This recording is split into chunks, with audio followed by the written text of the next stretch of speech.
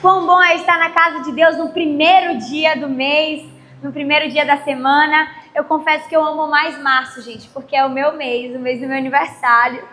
Então é um mês especial para mim. E hoje, quando eu acordei, eu agradeci muito ao Senhor por tudo que Ele tem feito, né? Esses dias a gente tem visto tantas tragédias.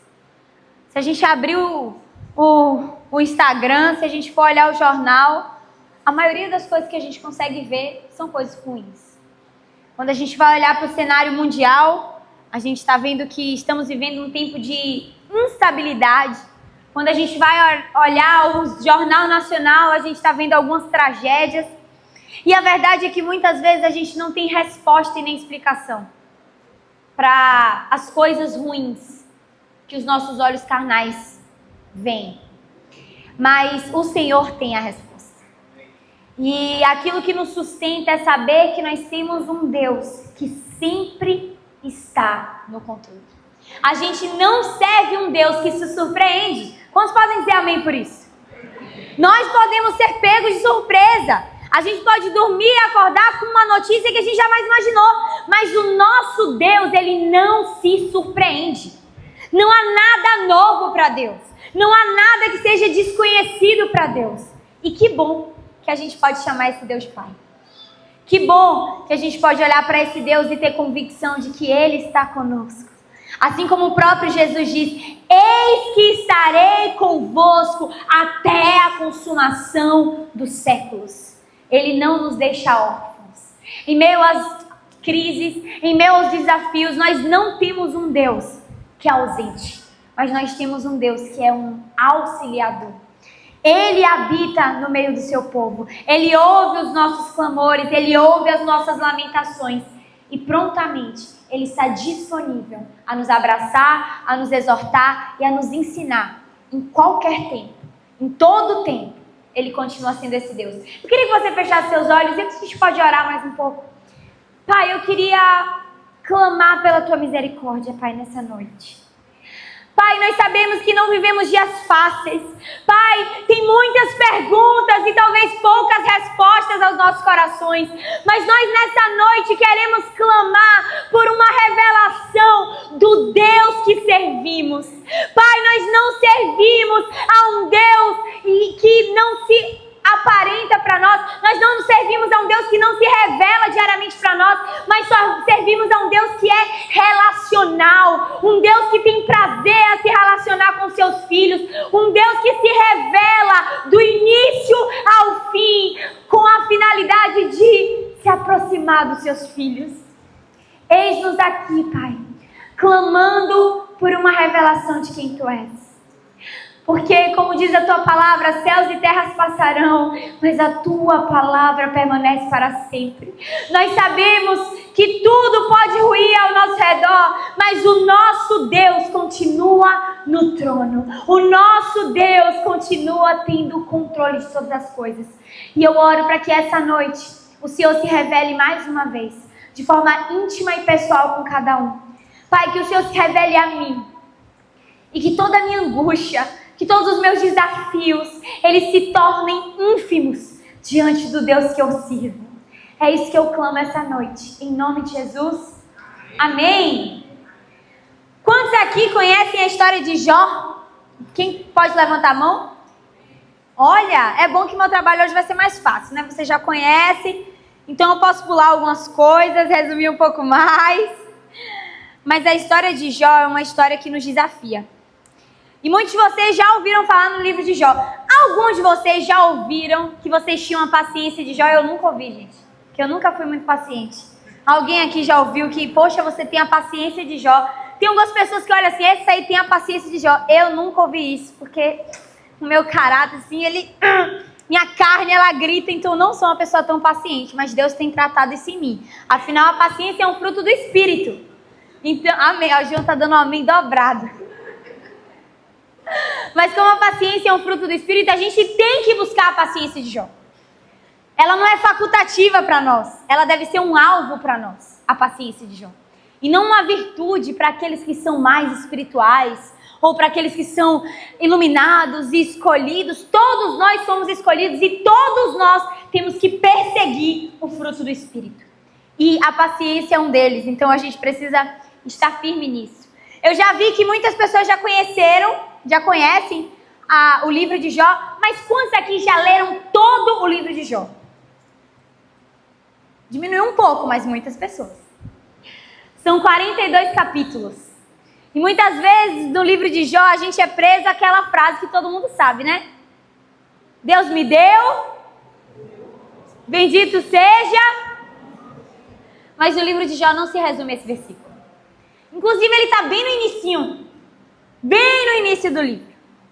E hoje a gente vai se aprofundar nessa história que fala muito comigo e eu tenho certeza que o Senhor vai falar com você, principalmente no tempo que nós estamos vivendo. Um tempo que a gente não consegue explicar muitas coisas. Tem muita coisa, gente, que você pode assistir 10 vídeos no YouTube e não serão explicadas totalmente. Porque a nossa carnalidade, a nossa racionalidade, ela é limitada. E a primeira coisa que o livro de Jó nos ensina é isso. Ele joga na nossa cara que nós somos muito limitados.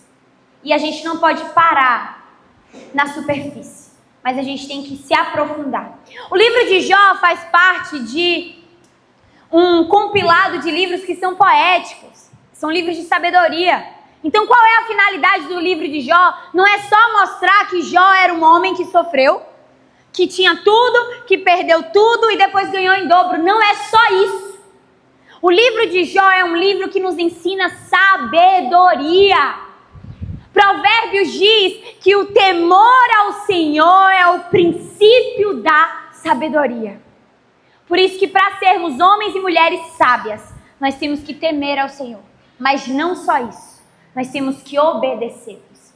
O livro de Jó, ele nos ensina que nem sempre a matemática humana vai ser a matemática de Deus.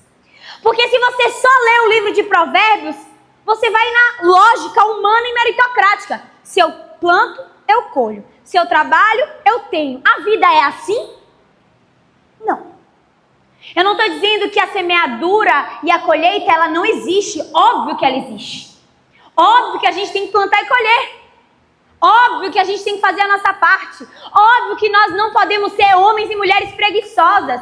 E se a gente ler Provérbios, a gente vai ver que Deus condena a preguiça. Mas não é só isso. Quando você caminha para o livro de Eclesiastes, aí ele já está ali falando assim, realmente tem coisas que não faz sentido mesmo. Porque vai acontecer coisas ruins com pessoas boas. Vai acontecer coisas que a gente não entende com pessoas que a gente olha assim, mas aquela pessoa nem merece. E vai acontecer coisas boas com pessoas que são ruins. Então o livro de Eclesiastes ele já traz assim, não é só desse jeito. E aí a gente olha o livro de Jó. O livro de Jó escancara que diz assim, a forma que vocês pensam é limitada. E a matemática de Deus não é a matemática do homem. E a justiça de Deus não é como a justiça dos homens. Nós não podemos esperar um Deus justo ao padrão humano. Mas Deus tem que esperar de nós a justiça do padrão dele. Às vezes a gente quer olhar para a coisa e quer agir como humano. Não, mas a gente tem que ser justo. Amém, nós temos que ser justos. Mas se Deus realmente fosse justo, ninguém aqui estava salvo. Aos olhos humanos. Se a gente fosse olhar a justiça na perspectiva humana, Paulo diz, todos pecaram e foram destituídos da glória de Deus. Então a justiça de Deus não é como a nossa justiça. Por isso que nós temos que anseiar e buscar pela justiça de Deus. E o livro de Jó, quantos aqui trouxeram a Bíblia? Cadê a Bíblia? A verdade, a palavra inerrante, infalível. Tem que repetir isso todas as vezes para entrar na nossa cabeça, gente. Que a gente tem que ler mais Bíblia e menos jornal. Amém? Jó 1, verso 1. Quem era Jó? Diz assim, na terra de Uz vivia um homem chamado Jó. Ele era um homem íntegro, repete comigo, íntegro e justo. E temia a Deus e evitava fazer o mal. O que é ser um homem íntegro e justo nos dias de hoje? Não é vir um culto dia de domingo apenas. Não é dizimar e ofertar apenas. Não é tratar a sua família bem apenas. Um homem justo e íntegro é um homem que aplica a sabedoria que é ensinada na Bíblia. Jó era um homem que ele não era apenas um bom marido, mas ele era um bom empregador. Jó não era apenas um homem que dizia que sabia a palavra. Jó vivia a palavra. Por isso que sabedoria não necessariamente é acúmulo de conhecimento. Porque eu conheço muitas pessoas, gente, que é incrível você sentar e ouvir aquela pessoa e você fala assim, meu Deus, essa daqui sabe, viu? Mas fala, e é aquele discurso maravilhoso, e aquela coisa linda. Aí você olha a vida da pessoa e diz assim, o que está acontecendo? E aquele discurso? Qual é a parte da prática? Onde é que a gente vê a prática? Um homem sábio não é um homem que sabe muito. Um homem sábio é aquele homem que aplica o que sabe. Então não adianta a gente acumular conhecimento se a gente não aplica. Não adianta a gente dizer, eu sei disso, eu sei disso. Não adianta você saber a Bíblia toda e não aplicar. Porque os ateus sabem a Bíblia. Porque a gente vê muitos teólogos que sabem a Bíblia de capa a capa, mas não vivem a Bíblia. Por isso que a nossa busca não é apenas por conhecimento, mas é por um conhecimento prático. E Jó era um homem justo e íntegro, porque todo o princípio que ele tinha, ele aplicava. E quando a gente vai ler, a gente vai ver que Jó não era só um bom marido. Ele era um bom pai. Jó tratava bem as pessoas a qual trabalhava com ele. Por isso que a nossa integridade e a nossa justiça, ela deve ser manifesta em todos os lugares. Eu até assisti um vídeo hoje que fala assim, não, a gente tem que ser bom da nossa casa. Sim! Nosso primeiro ministério é a nossa família, amém? A gente tem que ser bom primeiro com os que estão perto. Mas não é só isso. Não adianta você ser uma esposa incrível e lá fora você ser um homem terrível. Não adianta você ser a esposa maravilhosa e você é incapaz de olhar para sua vizinha e orar pela vida dela. Não adianta. Nós temos que ser íntegros e justos em tudo. Júlia, isso é fácil? Claro que não. É a nossa caminhada diária. É diariamente nós buscando isso. E o exemplo mais claro disso é o jovem rico, gente. Quando o jovem rico está com Jesus ali, Jesus fala, olha, tem que observar meus mandamentos. Ele diz, eu tenho observado todos os seus mandamentos. Aí Jesus olha para ele assim, então tá bom. Vai e vende tudo que tem. Observar mandamento não garante sabedoria. Não garante presença de Deus na sua vida. Porque muitos observam os mandamentos do Senhor, mas não praticam esses mandamentos.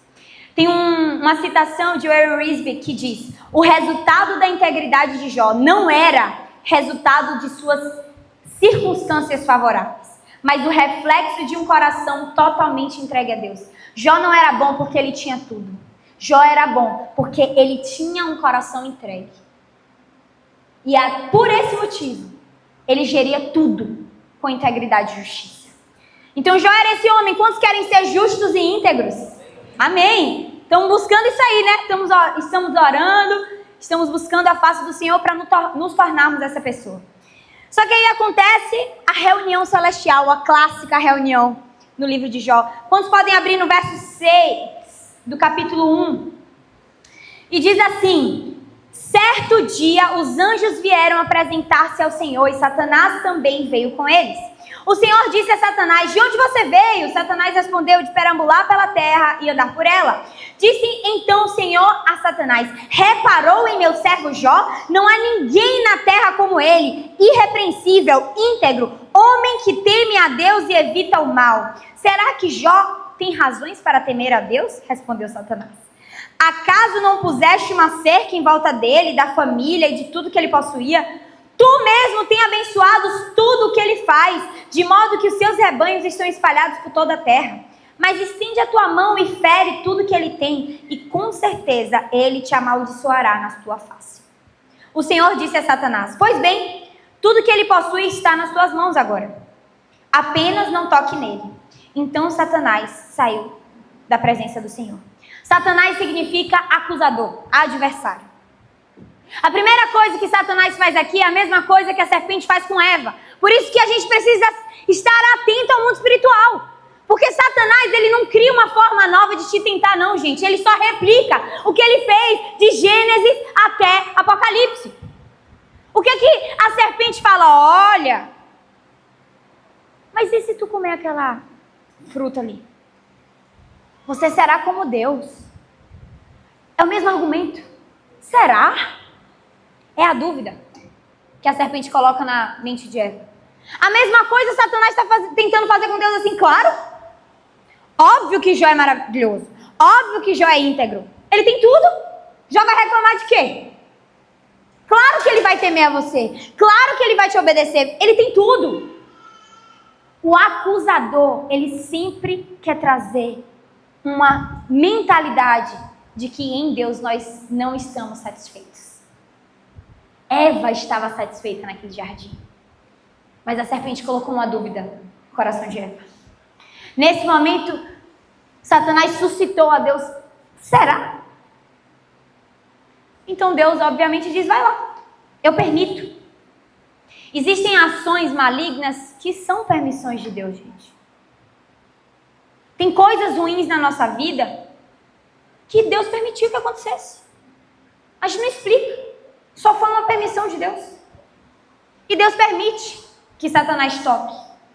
Mas antes de passar para a resposta de Jó, esse primeiro ataque, eu queria que a gente revisitasse os nossos hábitos. Não nos tornemos acusadores como Satanás. Muitas vezes a gente está sentado nesse banco e vê um irmão prosperar. E a gente diz assim, óbvio que ele vai amar Deus. Ele tem tudo. Quantas vezes a gente olha para o nosso vizinho e vai dizer assim, óbvio que eles vão viver bem. Eles não passam por nenhuma dificuldade. Quantas vezes a gente vai olhar para alguém e dizer assim, claro que aquela pessoa é crente. A mãe dela ora por ela todos os dias. Esse não é o papel do Espírito Santo. Esse é o papel de Satanás.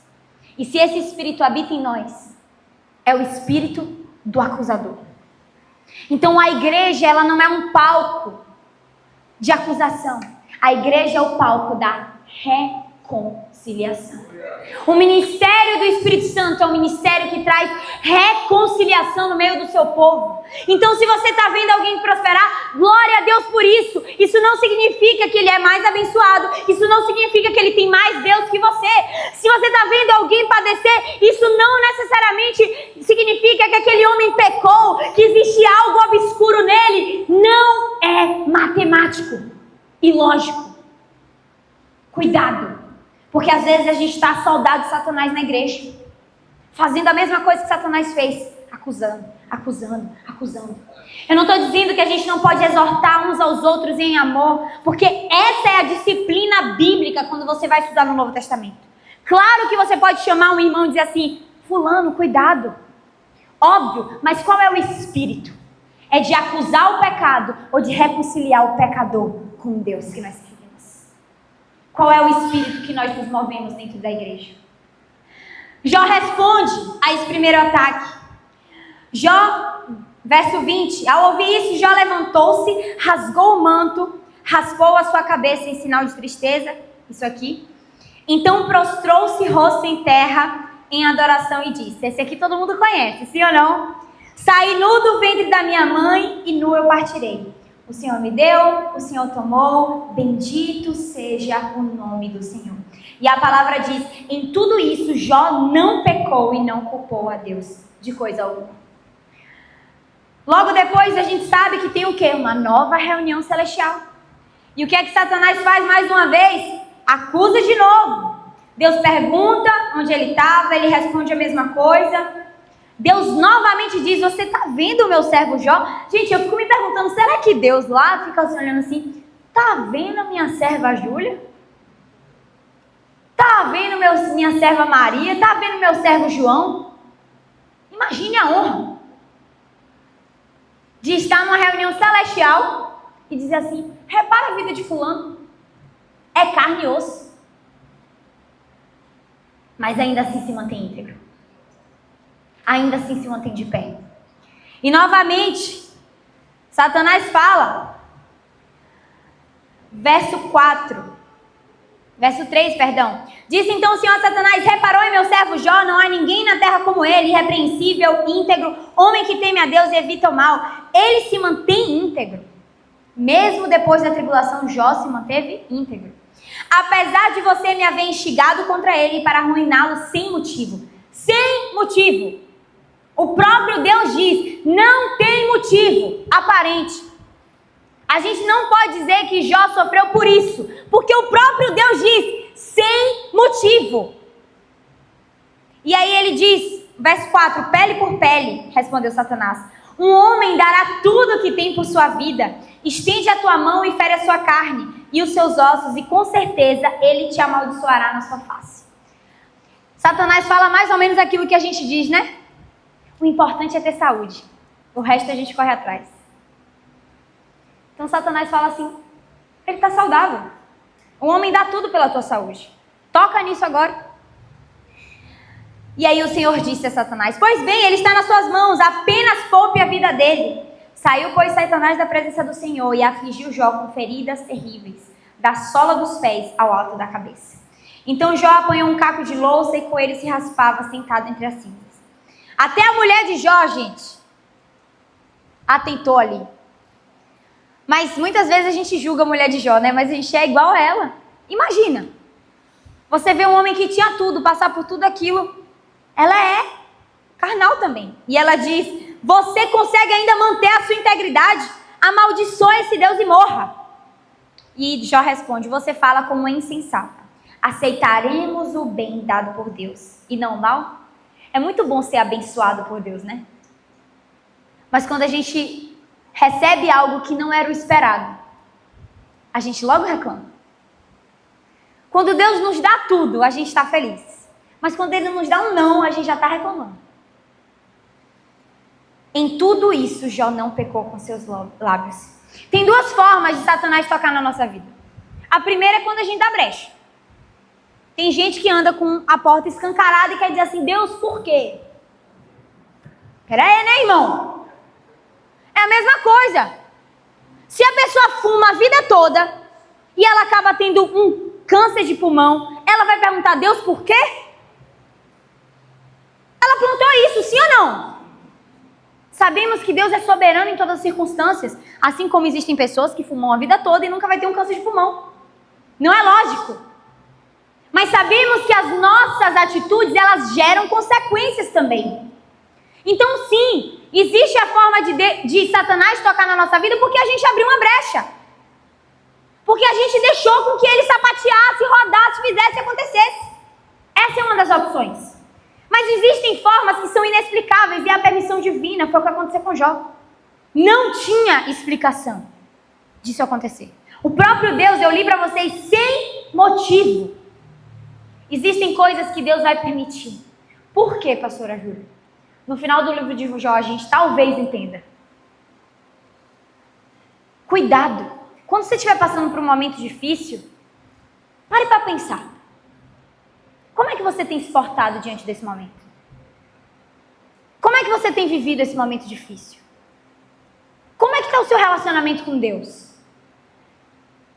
Infelizmente, tem pessoas que chegam no nosso gabinete e falam assim, pastor, mas meu casamento está assim, meu casamento está assado, meu casamento está assim, meu casamento está assado. Tá. E como é que vocês têm nutrido o casamento de vocês? Parece até lógico, por mais que não seja. Vocês têm orado juntos? Vocês no altar falaram que o Cristo é a rocha, que a sua casa vai ser solidificada sobre a rocha. Isso tem sido verdadeiramente uma prática no casamento de vocês? Nem tudo é Satanás. E eu e o pastor João sempre temos o cuidado de não espiritualizar tudo. Mas em tudo, Satanás pode intervir. Em tudo, ele é astuto. A nossa vida, ela não é só carnal, gente. Existem nesse momento reuniões celestiais que a gente não consegue ver. Em meio a essas guerras, em meio aos desastres naturais, existe uma perspectiva que não é capaz de ser contemplada pelos nossos olhos carnais. O problema é que a gente vive achando que tudo que acontece está às nossas vistas, mas não está. Não tá. Se a gente for chegar até o final do livro de Jó, nós vamos entender o porquê que foi que Deus permitiu, mas Jó nunca entendeu. Eu e você, a gente lê a Bíblia, a gente sabe por que aconteceu tudo isso com Jó. Porque Deus permitiu que Satanás tocasse nele. Satanás indagou a Deus e Deus falou assim, vai lá e faz. Jó não sabe dessa reunião. No final do livro, Deus não explica assim, olha Jó, estava tudo normal, só que aí teve uma reunião celestial, e aí o inimigo me indagou e eu permiti que ele te tocasse. Deus falou isso para Jó? Não! Tem coisas que Deus não vai falar com a gente. Eu e você sabe porque a gente leu a Bíblia, mas Jó não sabe que o inimigo indagou a Deus. E que a partir dessa permissão, o nome de Deus continuaria sendo glorificado. Se a gente for seguindo, a gente vê que Jó por muitas vezes lamenta. Jó por muitas vezes chora. Jó não é aquele homem que em todos os momentos repetiu aquele versículo. Deus me deu, Deus... Não! Jó é carne. Jó balança também, Jó fica meio confuso, Jó chora, Jó não entende, Jó amaldiçoa o seu próprio dia. Jó também tem aspectos sentimentais, Jó sofre. Jó chora, Jó grita, Jó esperneia. Não é problema a gente chorar e espernear pelas coisas difíceis que a gente está passando. O problema é fazer isso no colo da pessoa errada. Por isso que eu creio que existe uma diferença entre murmurar e se lamentar. Se a lamentação fosse algo proibido por Deus, a gente não ia ver aqui lamentações de Jeremias na Bíblia. Jó, em todo tempo, ele se lamenta aos pés de Deus. E se ele está se lamentando aos pés de Deus, é porque ele está com Deus. Ele não abandonou a Deus. É melhor você se lamentar aos pés do Senhor do que você murmurar para outras coisas, buscar outras fontes. A fonte de Jó foi a mesma, na alegria e na tristeza. Ele estava com Deus. Mesmo que guerreando, mesmo que perguntando muitas coisas, a fonte de Jó era Deus. Por isso que a gente não pode murmurar. Mas a gente pode sim se lamentar aos pés do nosso Pai. Eu falo isso no encontro, vou dar um spoiler, eu sempre falo assim, gente, tem horas que na nossa oração a gente pode perguntar, por que Deus? Chore, pergunte.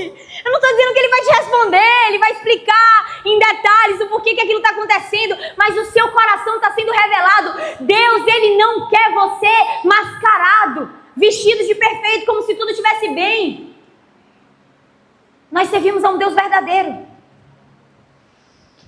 Jó, ele chorava muito. A gente vai ver que os amigos de Jó viraram as costas para ele. Inclusive um alerta. Cuidado ao usar um versículo de Jó, viu, gente? Porque a gente tem muitos capítulos ali que é os amigos de Jó falando. E Deus vai dizer que tudo aquilo que os amigos estavam falando estava errado. E às vezes a gente pega uns versículos de Jó. A primeira coisa quando eu vejo alguém postando Jó, eu falo assim, deixa eu dar uma relembrada aqui. Porque todos os discursos dos amigos estavam errados. Logo, aquilo ali não deve ser usado como prática na nossa vida. Os amigos falam, e Deus diz assim, tá tudo errado. Então, cuidado. Por isso que você tem que conhecer a Bíblia capa a capa. Não é só Salmos, não é só Provérbios, não é só esse versículo de Jó, é tudo. Porque Deus se revela na sua integridade. Amém? E aí a gente chega no final. Deus começa a se revelar a Jó. Depois de duras penas. E como é que Deus se revela a Jó? Deus não pega Jó, coloca ele no banquinho e diz assim, meu filho, chegou a hora de eu explicar todo o seu sofrimento. Deus não faz isso. E se nós servimos o mesmo Deus de Jó, a gente não pode esperar sempre isso de Deus. Existem respostas que Deus pode nos dar, óbvio. Mas existem muitas respostas que Ele não vai nos dar. Deus chega para Jó, e eu queria que vocês abrissem comigo, Jó 42, já estamos chegando no fim dessa mensagem, apesar de que eu poderia pregar por horas, porque eu amo esse livro. Jó 42, verso 1, então respondeu Jó ao Senhor, bem sei que tudo podes, e nenhum dos teus planos pode ser frustrado. Quem é aquele, como dissestes, que sem conhecimento encobre o conselho? Na verdade, falei do que eu não entendia. Coisas maravilhosas demais para mim, coisas que eu não conhecia. Escuta-me, pois havia dito, e eu falarei, e eu te perguntarei, e tu me ensinarás. Eu te conhecia só de ouvir falar, mas agora os meus olhos te veem. Por isso, me abomino e me arrependo no pó e na cinza. Se você for ler o capítulo 40 e o capítulo 41, Deus gasta bons versículos só dizendo do que ele é capaz de fazer e daquilo que ele fez. Deus olha para Jó e fala assim: olha, Jó, noite e dia, foi você que controlou? Deus olha para Jó e diz assim: onde é que você estava enquanto eu criava todas as coisas, Jó? Muitas vezes Deus quer que a gente tire o nosso sapatinho e a gente fique descalço, como o pastor João pregou aqui semana passada, expressando que a gente não sabe de nada. Jó chega para Deus e fala assim: realmente, quem foi o seu conselheiro? Realmente, coisas lindas o Senhor fez e eu não estava lá. Quando Deus se revela para Jó, ele não dá uma resposta óbvia. Deus não dá a resposta que talvez a carne de Jó esperava. Deus poderia dizer assim: Jó, só foi um teste. Você passou. Parabéns. Você é um homem íntegro. Deus não faz isso. Deus começa a demonstrar a sua grandeza e a sua soberania diante de todas as coisas. E acontece coisas ruins com pessoas boas. A pergunta mais difícil, né, que a gente se faz, todo mundo se faz isso. Por que, Deus, acontece coisa ruim com gente boa? Mas aí o nosso Deus, ele nos responde com a pergunta: onde é que você estava quando eu criei todas as coisas? Onde é que você estava quando eu formei cada um? Onde é que você estava quando eu escolhi e determinei cada um? Onde é que você estava quando eu contava os fios de cabelo de cada um de vocês? Onde é que a gente estava? A resposta de Deus é diante da sua grandeza e soberania. E a sabedoria de Jó é se contentar com isso. E a nossa insensatez é permanecer questionando. Jó entendeu. E no final tudo fez sentido. Porque Jó disse: olha, eu te conhecia de ouvir falar, mas agora os meus olhos são capazes de contemplar. Qual o preço você pagaria por uma nova revelação de quem Deus é?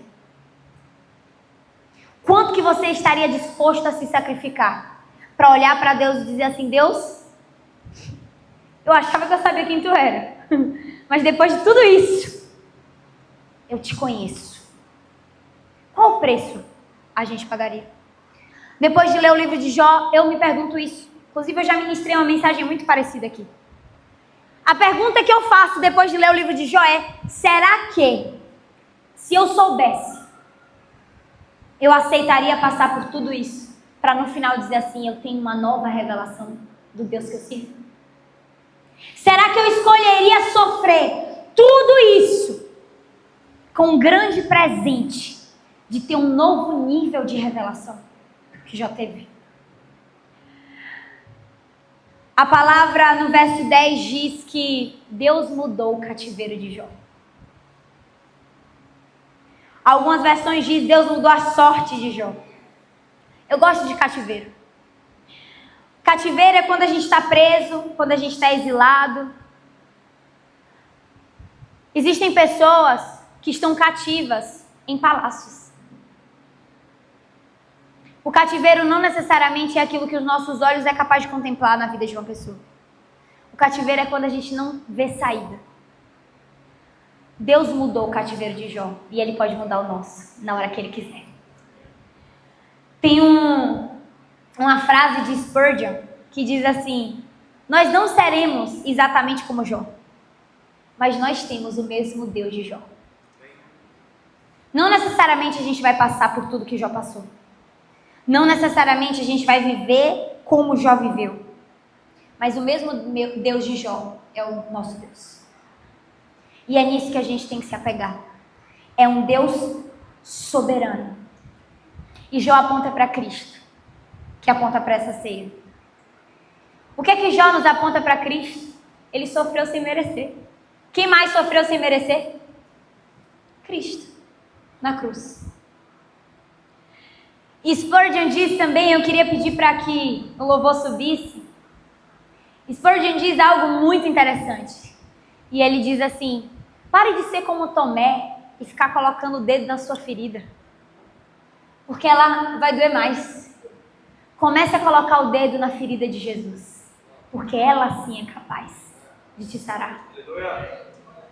Quando a gente está passando por um momento difícil, às vezes a gente fica igual a cachorro, assim, ó, lambendo a própria ferida, né? Assim que o cachorro fica. Sendo que a gente deveria estar olhando para as feridas de Jesus, porque elas são capazes de nos curar. Existem coisas que não vai ter explicação. E esse é o final dessa mensagem. Mas o mesmo Deus que fere é o mesmo Deus que cura, diz a palavra. O mesmo Deus que pode espalhar, pode ajuntar. O mesmo Deus que deu tudo a Jó foi o Deus que tirou e foi o Deus que deu tudo em dobro depois. A palavra diz em Jó 42:10 que Deus mudou o cativeiro de Jó. E tudo que Jó tinha, ele deu em dobro. Mas isso não foi uma recompensa do Senhor por tudo que ele tinha passado. Se a gente entende que tudo que Jó passou não foi uma punição, tudo que ele recebeu também não foi uma recompensa. Foi apenas a demonstração da graça e da misericórdia de Deus sobre a vida dele. Jó não esperou Deus dar em dobro para dizer assim: agora os meus olhos te veem. E muitas vezes Deus não está fazendo porque a gente só reclama. A gente só vê a coisa ruim. E a verdade é que Deus faz muito mais coisas boas do que permite coisas ruins. A verdade é que se a gente parar para analisar certinho, tem muito mais a agradecer do que a reclamar. Deus só dá àqueles que têm um coração sensível.